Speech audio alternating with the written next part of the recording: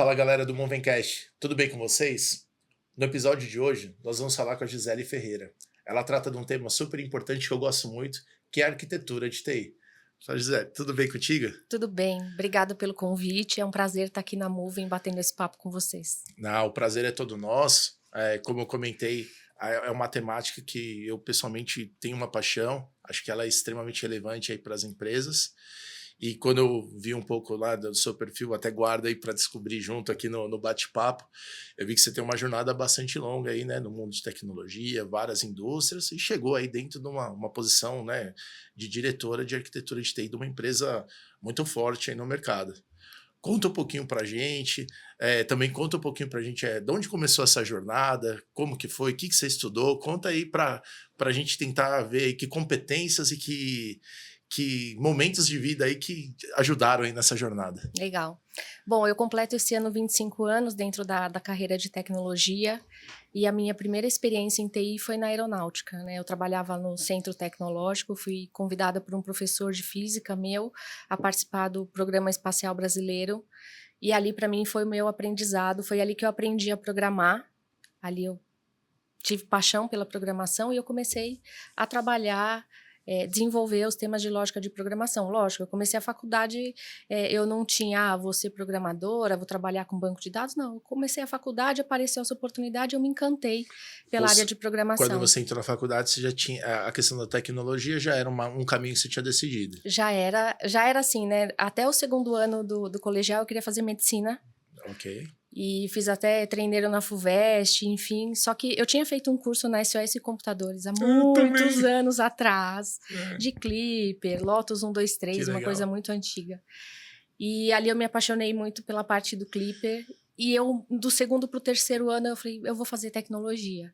E que bom, né? Que para mim foi uma escolha muito feliz.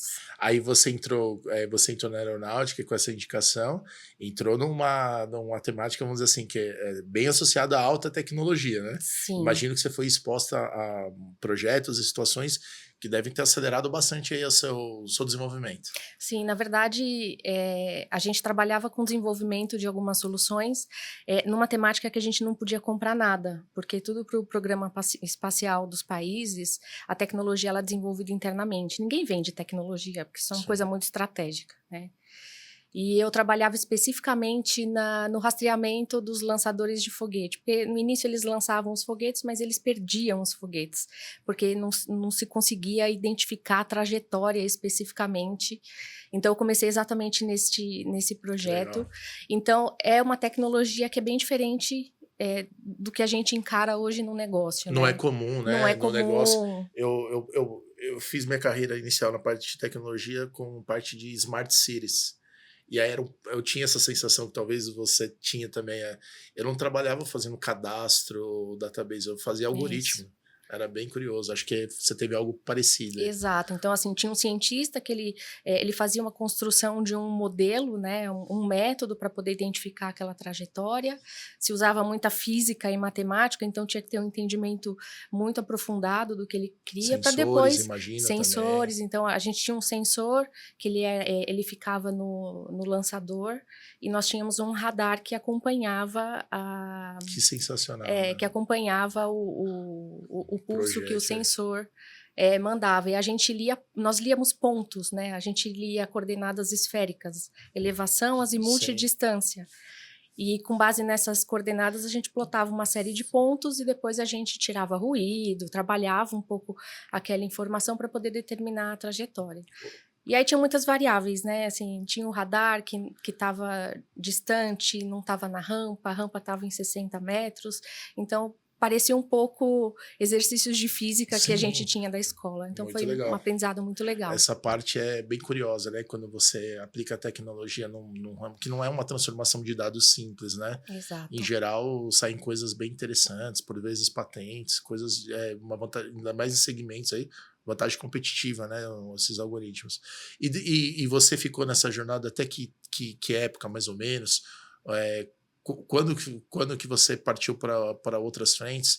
Conta aí um pouquinho de como esses pontos foram se conectando até o dia de hoje. Legal. Eu saí da aeronáutica, fiquei 2 anos no programa lá de iniciação científica, mas eu queria muito ir para o mercado de trabalho e trabalhar assim mais perto de business, de empresas mais tradicionais. E aí eu participei de uma academia de ABAP, né, que é a linguagem de programação de SAP, na Prowork Software, muitos anos atrás. Sim. E aí eu fui selecionada, recebi o treinamento e comecei numa equipe de desenvolvimento de um produto que ele era integrado ao SAP e desenvolvido em ABAP prioritariamente, né? E ali eu consolidei a minha paixão por programação. E aí você me perguntou, né, como é que essa jornada acabou em arquitetura. Eu nunca fui uma programadora, puramente programadora. Eu estava sempre sentada com um negócio, rascunhando o que eu precisava entregar de fato para ele. Naturalmente, você já tinha essa exposição aí, dadas as situações que você foi atuando, você já tinha essa questão com o negócio. Isso.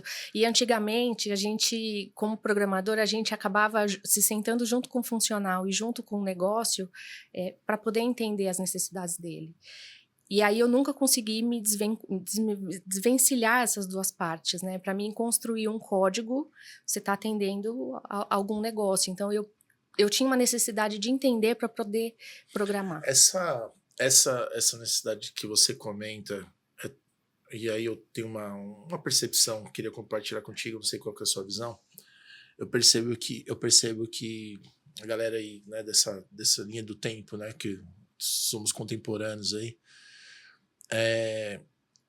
essa proximidade dos negócios, o entendimento, permitiu vários profissionais de tecnologia ocuparem cargos depois dentro dessas áreas de negócio. Você acha que essa exposição, ela nos dias de hoje, ela ainda é presente? É uma vantagem competitiva para quem é de tecnologia e souber entender o negócio, eventualmente shiftar ou incorporar eventualmente alguma área de negócio? Como que você enxerga isso no passado e hoje? Eu confesso assim que hoje eu sinto que isso está mais distante, né? Eu acho que os profissionais de hoje talvez tenham uma orientação mais para a tecnologia e eu percebo que muitos não querem se envolver ali com o negócio. E para mim se envolver com o negócio é um diferencial competitivo. Né? Quando você, durante a minha carreira eu passei por várias indústrias. Sim. Isso gerou um diferencial competitivo para mim bastante grande, porque eu me dediquei a entender o negócio de cada uma dessas indústrias antes de pensar as soluções que eu ia entregar para eles. Com certeza, assim, antigamente a gente mergulhava muito mais em temas de negócio, hoje eu sinto muito essa separação e o meu trabalho hoje é promover muito esse encontro e garantir essa cola entre o profissional que entrega lá na ponta, ele precisa ter a consciência que o que ele está entregando, qual é o ponteiro do negócio que ele está mexendo. Ou seja, se eu entendi do que você comentou, você entende que teve um afastamento, talvez por especialização, por uso de fábrica de software ou qualquer outra ação assim, e que agora uma das atividades que você está fazendo é tentar buscar essa sinergia. Buscar essa sinergia, Senão trazer... você cria gap, né? Você cria, acho que o retrabalho e a eficiência na implementação acho que é impactado, né? Se você não tem essa clareza, né? Com certeza, assim, um programador que conhece profundamente do negócio, ele performa muito mais e eu acho que ele tem uma visão muito maior de riscos, que é muito importante na hora da gente entregar um código. Eu vejo uma baita vantagem competitiva, assim, eu brinco, né? Você pode pôr a camada gerencial que você quiser, que quem faz, porque nós somos programadores, Sim. quem faz a diferença é o programador. É isso. Né? Eu vejo várias empresas que falam assim, nossa, a gente está com um problema. Não, a gente contrata gestor, e os devs só ficam olhando, assim, né? Só deixa para autorar, né? Se eles não fizerem, seja com a ajuda da IA ou não, o produto não sai, né? Eles são determinantes, né? Acho que a pirâmide tinha que estar ao contrário, né? Na verdade, né? São os programadores que definem se o software vai ficar no ar ou não no final do dia. No final do dia, né? Não importa o modelo ou o modelo de gestão e tudo mais. E aí você comentou, né? E eu vi que você passou em várias indústrias, e pelo menos segmentos, que a gente fala, né? 4 ou 5. por vezes você chegou a solucionar o problema de uma se inspirando num modelo que era usado em outra. Como que é isso? Porque acho que isso é um charme de quem é arquiteto, né? Com toda certeza, assim, eu nunca tive apego ao segmento, nem necessidade de, eu tenho que vontade de me especializar só em um segmento. Eu gosto dessa dinâmica dos diversos segmentos, porque eu sempre aplico o método, né, da arquitetura corporativa, que te ajuda a enxergar qualquer segmento de uma forma muito pragmática, Sim. né? E com certeza, assim, eu tive muitos casos que eu resolvi problemas de um cliente usando a experiência de outros, né? E independente do segmento. Porque quando você... E eu acho que isso é uma coisa que eu sinto muito nos profissionais de hoje, né? Você pega um programador hoje, ele encontra muito mais facilidade para poder produzir um código. Antigamente, quando a gente programava em C++, em Fortran, a gente tinha que entender muito mais como era o comportamento do código na máquina. E nessa época que você comentou lá atrás, Procwork da Kinect, o boom lá das academias SAP, ou do Clipper, ou na época do boom visual, Início Visual, eu lembro que a gente ficava muito feliz que a empresa tinha um monte de CDs lá, que eram os helps. Aí, dependendo do que você queria, você pegava. Não era disponível como hoje tem o Copilot, né? Hoje você tem um Copilot. E aí a gente se esbarra em muitas situações que, às vezes, a gente escreve um código que consome a memória da máquina toda. Sim. E o programador não se deu conta, por quê? Porque ele tem uma abstração muito grande muitas hoje. Camadas de framework, né? Muitas camadas de framework. Eu conversei isso, né, com uma pessoa recentemente. E ele falou, mas como é que você acredita que você vai otimizar? Mas tá tudo funcionando. Aí eu falei, tá tudo funcionando, mas você tem 5 camadas. Dessas 5, acho que a gente vai tirar umas 3. Se a gente tirar essas 3, vai ser uma solução mais fácil de ter a manutenibilidade, né, que a gente fala, né? E você vai performar melhor, porque você vai, obrigatoriamente, é inevitável, você vai consumir menos memória e menos processamento. Aí a pessoa olhou para mim porque era de negócio, né? Eu falei, vamos lá que vai dar certo. E você sente que essa facilidade, essas diversas camadas, sejam camadas de construção de solução, vamos dizer assim, on-premise, ou de serviços, pode ser um desafio aí que as empresas estão tendo com os custos, com a arquitetura em relação, por exemplo, ao uso de cloud. Ficou um pouco aberto demais, né? Acho que essa seria a minha pergunta. Eu vivo essa dicotomia hoje, né? Porque eu acredito muito no programador que conhece os detalhes de como o código se desdobra dentro da infraestrutura e impacta o consumo de memória, a quantidade de conexões com o banco, coisas básicas, mas eu gosto muito das plataformas de engenharia que abstraem bastante a complexidade do programador para que ele consiga dedicar o tempo dele para resolver mais inteligentemente os temas de negócio. Então, eu vivo essa dicotomia. Tem que fazer esse equilíbrio. Eu acredito muito na plataforma de engenharia para poder acelerar a entrega de valor, mas eu não quero esconder e nem tirar do programador essas camadas, entendeu? Porque é importante que ele entenda o impacto. Ele não precisa, eu brinco, né? Ele não precisa, toda vez que vai iniciar um projeto, começar com a função ConnectDB. Exato. Mas ele precisa ter o conhecimento para não estar... Senão causa até uma sensação, às vezes, que ele não faz parte, né? Pois é. Mas por que você faz assim? Eu só faço assim porque... Assim. E aí vira completamente substituível por uma IA, alguma coisa assim, né? Bem interessante. O tema da arquitetura, você falou assim, olha, aplicar métodos, né? Eu lembro que essa era uma das temáticas bem exploradas aí nas consultorias e tudo mais. E quando entrava no tema arquitetura, tinha o TOGAF, né? The Open Group Architecture Framework. Ele ainda é um framework sendo utilizado, surgiram outros frameworks. Dá uma dica aí para quem está em casa, que quer entrar nesse mundo da arquitetura. Eu só conheci o TOGAF na época, mas tem outros, né? Tem o TOGAF, tem o Zachman. O Zachman ainda tem gente que usa, tem empresa que usa. Eu gosto muito do TOGAF. Mas eu não aplico ele na sua totalidade, porque eu acho que você tem que customizar muito o método de acordo com o ambiente que você está. né? Então, não adianta trazer um método, colocar ele embaixo do braço e querer aplicar ele na empresa as is, que você vai ter dificuldade. Acho que até porque ele causa um ciclo mais longo, né? Mais De longo. transformação, né? No run the business, acho que a coisa é um pouco diferente. É nessa linha que você está falando. Exato. E aí tem que tomar cuidado para isso não conflitar com a agilidade. Sim. Né? Porque é outra dicotomia que a arquitetura vive. A arquitetura tem que trabalhar e apoiar os times de agilidade, eles não podem ficar dentro de um ciclo gigante de ADM esperando as coisas acontecerem, né? Sim, então, assim, eles têm que coexistir juntos, eu acho que cada um tem o seu valor, mas é muito importante que a gente cuide disso. Mas, por exemplo, né, aí sem entrar em detalhes, e obviamente não precisa ser, eu tento abordar, né, não precisa ser nada específico da empresa, acho que é como visão geral. A gente acho que viveu vários momentos aí na tecnologia, né? E até por evolução, né? Você tinha arquiteturas que eram totalmente proprietárias, tudo dedicado, a gente faz tudo, aí começa a ter o conceito de composição, aí você passa a ter arquitetura híbrida e tudo mais.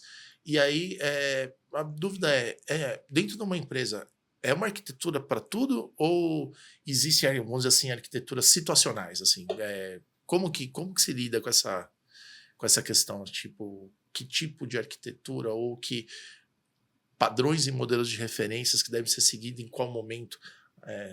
Tem diferença se é projeto, se é uma área? Eu não sei, conta um pouquinho pra gente. Bom, a arquitetura para mim ela é muito situacional, né?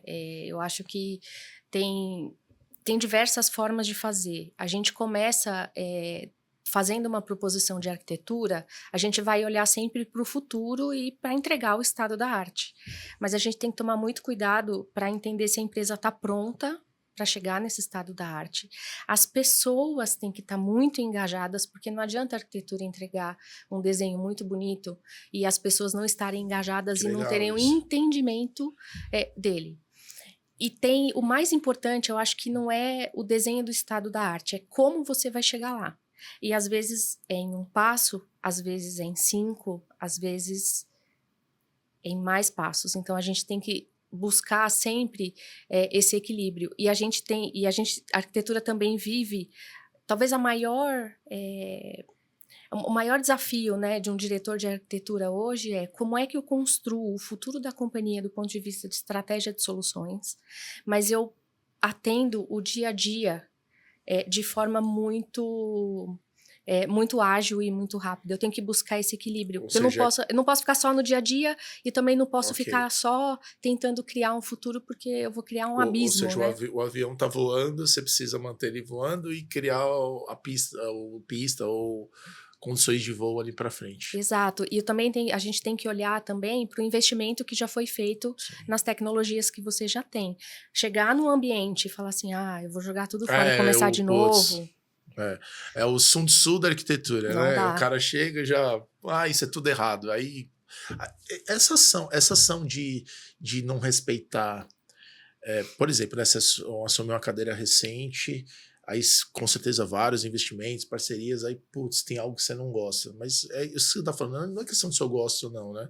É questão de trazer esse legado e ajudar a ter o ROI, né? Porque custa caro, né? Tem algumas coisas que são bem carinhas aí, né? E o change, ele é muito importante também, porque às vezes você fala, não gosto dessa tecnologia, eu vou trocar por outra que faz a mesma coisa, mas ali você tem um change, esse change ele traz um impacto, distração para pessoas de tecnologia, e no final do dia você está trocando tecnologia por tecnologia. Aí fica a pergunta, qual é o valor que você entregou com essa troca? Sim. 0. Então é melhor você ficar com uma tecnologia que talvez você não goste, mas que você faça de uma forma que você consiga garantir a entrega de estratégia que o negócio quer. Essa construção, né, você claramente, né, citou que é necessário um planejamento, que é necessário uma estratégia. Para fazer isso, imagino que exista uma gestão quase de projetos e iniciativas. Essa habilidade de gestão de projetos e implementação, ela é um fator decisivo dentro de uma área de arquitetura? Lá no seu passado você brincou com isso? Você tocou essa parte de gestão? Tenta fazer esse se isso já foi um pouco da sua história. Sim, já foi. Na minha jornada, né, fui programadora com viés de construção de produtos e antigamente tinha o on-premises, né? A gente construía um produto e a gente mandava o pacote para a estrutura on-premise do cliente, que era Linux, era Windows, era um banco Oracle, era SQL, então tinha uma diversidade e tinha que funcionar. Então essa cabeça de produto, essa vivência de construção de produtos foi determinante. Foi nessa época aí que a frase, na minha máquina funcionava. Na minha máquina funcionava muito, muito. Enfim, era determinante essa gestão. Determinante. E aí chegou um momento da minha carreira que eu senti falta de projeto. Eu queria participar de um grande projeto, porque eu vivia só construindo o produto, mas eu não pegava o começo, meio e fim. Então eu fui gerente de projetos também, gerenciei bastantes projetos na minha carreira. Isso é determinante para mim, porque você conhecer todas as fases dos projetos, especialmente as dores, é insumo para você se tornar um bom arquiteto. E também acho que preocupar cadeiras de estratégia, de liderança, Total. né? Porque inevitavelmente vai ser uma das responsabilidades, né? Total. Bem interessante.